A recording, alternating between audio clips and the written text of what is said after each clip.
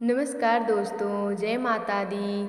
आज मैं आपको एकादशी व्रत में सुनी जाने वाली 11 माता की कहानी सुनाने जा रही हूँ। इस कथा को सुनने से एकादशी व्रत का पूरा फल आपको मिलेगा।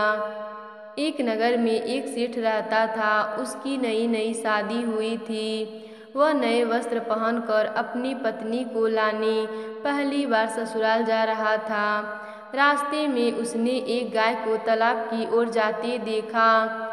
वह गाय पानी पीने के लिए तालाब में तो उतर गई, लेकिन कीचड़ होने की वजह से वह तालाब से बाहर नहीं निकल पा रही थी। गाय ने उस आदमी को वहां से गुजरते देखा तो उसने उसे मदद के लिए कहा, लेकिन सेठ ने कहा कि मैंने नया वस्त्र पहना हूँ और मैं ससुराल जा रहा हूँ। अगर मैं तुम्हारी मदद करूँगा तो मेरे कपड़े गंदे हो जाएंगे। गाय माता उदास हो गई और वह कीचड़ में धंसती जा रही थी। गाय ने उस सेठ को श्राप दे दिया कि अब से 8 पहर बाद तुम गधा बन जाओगे। अब वह सेठ डर गया और गाय माता से अपने भूल के लिए क्षमा मांगने लगा, लेकिन तब तक गाय पूरी तरह पानी में डूब चुकी थी। वह सेठ पछताता हुआ उदास मन से अपनी ससुराल पहुंचा।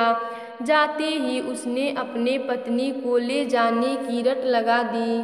सभी ने उसे बहुत आग्रह किया कि अभी तो तुम आए हो, कम से कम एक रात यहाँ रुक जाओ, लेकिन वह रुकने के लिए तैयार ही नहीं था। तब उसकी पत्नी ने कहा कि जब सब लोग इतना कह रहे हैं तो आप एक दिन क्यों नहीं रुक जाते। तब उसने अपनी पत्नी को गाय के श्राप वाली बात बताई। उसकी पत्नी उसी वक्त अपने मायके से विदा लेकर अपने पति के साथ चल पड़ी। 8 पहर बाद वह आदमी गदहा बन गया और पूरा दिन घर में पड़ा रहता था। कुछ दिनों के बाद घर में खाने पीने के लाले पड़ गए। तब उसने अपने पत्नी से कहा कि मुझे लेकर बाहर मजदूरी करो। तब उसकी पत्नी उसे लेकर बाहर गई और नगर के राजा के यहाँ मजदूरी का काम करने लगी। उसे वहाँ बोझ उठाते देख लोगों ने कहा कि तुम्हारे पास तो गदहा है, फिर भी तुम बोझ क्यों उठा रही हो। परंतु उसने कोई उत्तर नहीं दिया और अपना काम करती रही।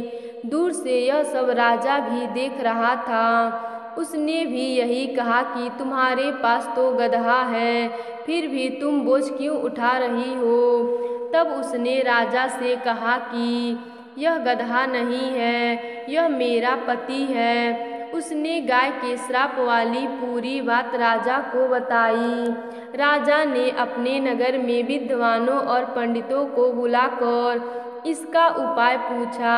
तब एक विद्वान ने बताया कि जिस किसी ने 101 11 माता का व्रत किया हो, वह अपने पुण्य का फल इसे दे दे तो यह मनुष्य रूप में आ सकता है। यहाँ हम आपको 11 का अर्थ स्पष्ट कर देते हैं। 11 एकादशी व्रत रखने पर एक 11 पूरा होता है और 22 एकादशी का व्रत रखने पर 2 11 पूरा होता है। ऐसे ही जिसने 101 बार 11 एकादशी का व्रत किया हो, उसके पुण्य के फल से वह आदमी अपने असली रूप में आ जाएगा। राजा ने अपने पूरे नगर में घोषणा करवा दी, लेकिन किसी ने भी पूरे 101 एकादशी का 11 व्रत नहीं किया था। कई दिनों बाद उन्हें एक बूढ़ी माई मिली जिसने 101 11 पूरे कर लिए थे।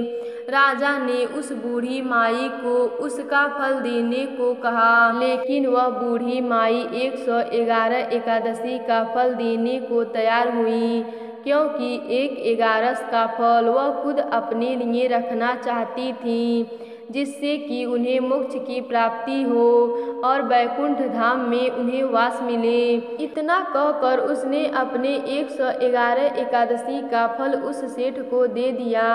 तब वह गदहा मनुष्य योनि में आ गया, लेकिन 1 11 कम होने के वजह से गधे की पूंछ उसके शरीर से नहीं गई। एकादशी का यह महिमा देखकर उन पति पत्नी ने एक 11 खुद पूरा करने का निश्चय किया। तब उस दोनों ने मिलकर एक 11 के व्रत किए। 11 एकादशी पूरा होते ही सेठ की पूंछ गायब हो गई और 11 माता की कृपा से उनका घर अन्न धन से भर गया। हे 11 माता, जैसे आपने सेठ पर अपनी कृपा करी वैसे ही अपने सभी भक्तों पर अपनी कृपा करना। तो प्रेम से बोलिए 11 माता की जय, भगवान विष्णु की जय।